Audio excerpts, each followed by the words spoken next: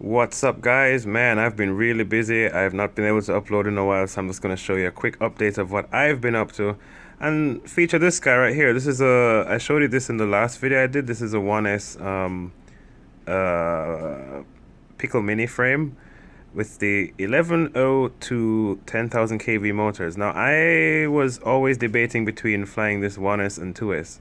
I don't believe in 3S. I would only stick to 2S on these tiny things. I'll tell you why in a minute. But when I first heard about these toothpick drones, seeing Kebab fly this on 1S was what really got me excited because I just wanted something I could fly anywhere around people. And look at this, guys. I've been flying this like almost everywhere. This thing is just amazing. It's quiet. It's just people love it. They smile at you.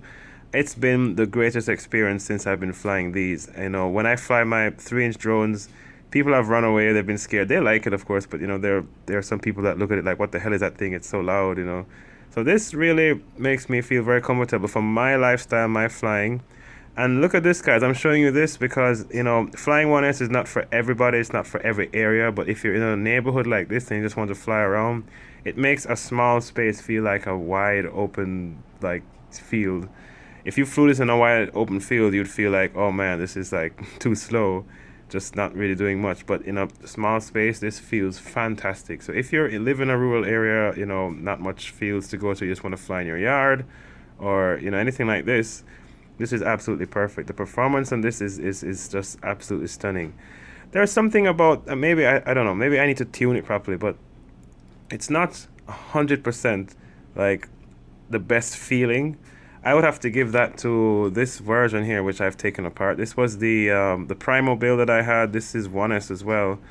It felt slightly underpowered, but the control was so amazing. Now the thing is, when you have smaller motors, you have less weight on the arms. You know, when you have the weight in your drone just concentrated in the middle, like moving around doesn't feel so bad. You only have to deal with, you know, the vertical drop of the weight that sits in the middle. But you know, when you have your weight in your motors, when you have motors that are too big, too weighty, when you have to move like this, it takes a lot more power to stop because of the weight being further out away from the middle.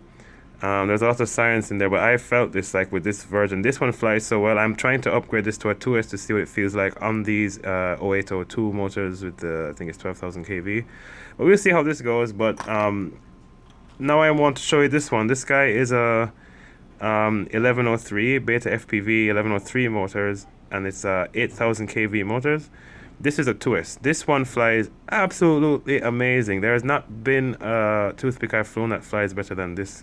I fly this with two 3,000 milliamp batteries.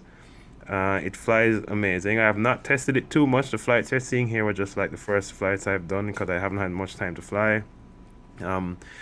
Oh, guys, this one has the Diamond VTX, the onboard DVR, which I think is brilliant because ever since these came out, I knew that I wasn't going to put HD on this right now because putting a Cadex or anything that we have right now on this just will add too much weight and the fun factor will just disappear. So I'd rather stick with the SD DVR or just the DVR from the goggles, and you know, I thought a step up from that would be having an onboard DVR. Guys, you can't go wrong with this Happy Model VTX right here. This is amazing. It works on 1S also. Yeah, the camera I have in here is the Runcam Nano 2. Amazing camera, guys. Look at the quality of this. I changed the lens. You've seen my lens mod in my last video, so it's not exactly what you'll see if you get the stock lens. I think this lens is actually, it's not as sharp, but the field of view is nice and the look of it is nice. So yeah, but yeah, that's it, guys. The lines you're seeing in the video are because I'm using the RXSR or RSR, whatever, the one that has telemetry. Somehow that telemetry produces these lines. Only when I bind the radio, these lines come up in the feed, and it's in all my drones because I have this receiver in all of them. Oh, noise. Right, so what I want to say about the DVR is that there is a firmware that upgrades it to not cutting the video file every 2 minutes. So every 2 minutes, this DVR splits the file. Also, there is firmware for NTSC output and firmware for PAL output. So look out for that. If you put PAL maybe on this firmware, it's probably gonna cut the bottom of the screen, or the frame rate will be mismatched or something. So I don't know. I have not tried it. This camera is NTSC. I like PAL. PAL gives you a much better image. And for those cameras that kind of have this glistening look, this like pixel explosion, I find that PAL looks a lot better in cases like that. Just that you get lower frame rate. Anyway, guys, this is a quick update. I'm going to be going more into details of how I set this guy up, the weight and all this. I haven't weighed this yet because I don't have anything to do it here.